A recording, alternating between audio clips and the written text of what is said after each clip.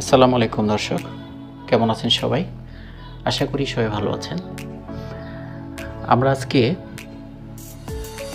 বগুড়া শহরে অবস্থিত মহাস্থানগড় দেখব, ঘুরব এবং জানব এই সম্পর্কে। আপনার সাথে থাকবেন পুরো ভিডিও জুড়ে। আশা করি কিছুটা হলেও উপকৃত হবেন। মহাস্থানগড় এটি বগুড়া শহর থেকে প্রায় 13 কিলোমিটার উত্তরে করতোয়া নদীর পশ্চিম তীরে অবস্থিত। এটি প্রাচীন রাজধানী ছিল বলে আমরা জানতে পেরেছি এবং সেই সময় নাম ছিল পুণ্ড্রবর্ধন বা পুণ্ড্রনগর নামে পরিচিতি ছিল।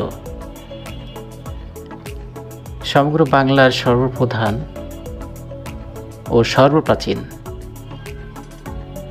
এই দুর্গনগরী ও ইটের বেষ্টনী প্রাচীর দ্বারা সুরক্ষিত, যা উত্তর দক্ষিণে 1525 মিটার দীর্ঘ এবং পূর্ব পশ্চিমে 1370 মিটার প্রশস্ত ও চতুর্পাশে সমতল ভূমি হতে প্রায় 5 মিটার উঁচু।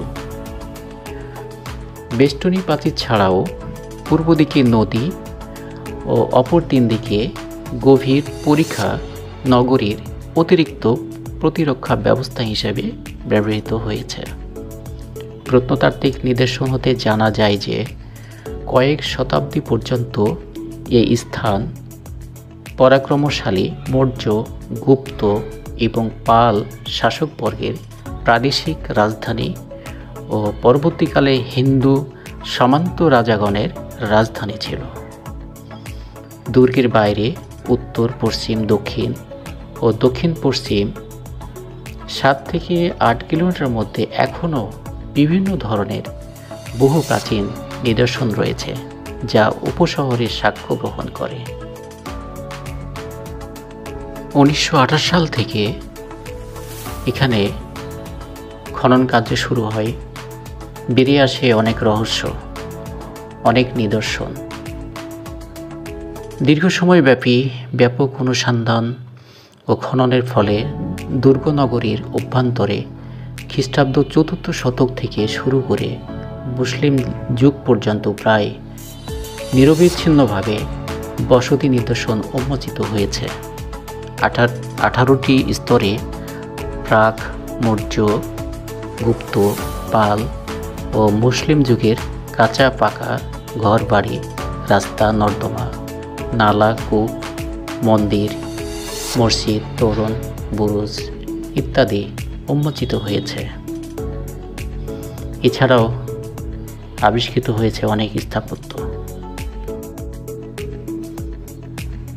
এখানে আরও নিদর্শন আছে, সেগুলোর মধ্যে হচ্ছে মাজার শরীফ, কালীদহ সাগর, শিলাদেবীর ঘাট, জিয়তকুণ্ড, মিউজিয়াম, বেহুলার বাসরঘর।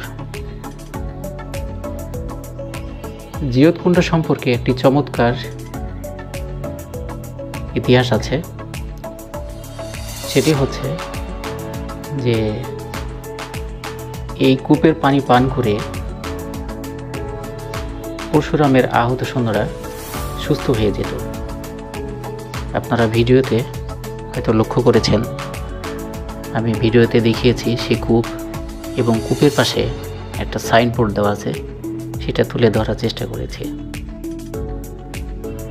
তো এই মহাস্থানগড় সম্পর্কে অনেক কিছুই জানার আছে, অনেক কিছু দেখার আছে। চেষ্টা করেছি সংক্ষেপে তুলে ধরার। তো আপনারা যদি কিছু উপকৃত হয়ে থাকেন তাহলে অবশ্যই ভিডিওটি শেয়ার করে দিবেন, অন্যকে জানার সুযোগ করে দিবেন, কারণ আপনার এই শেয়ারের মাধ্যমে অন্যজন জানতে পারবেন। জ্ঞান প্রচারের জন্য আমরা সবাই নিবেদিত।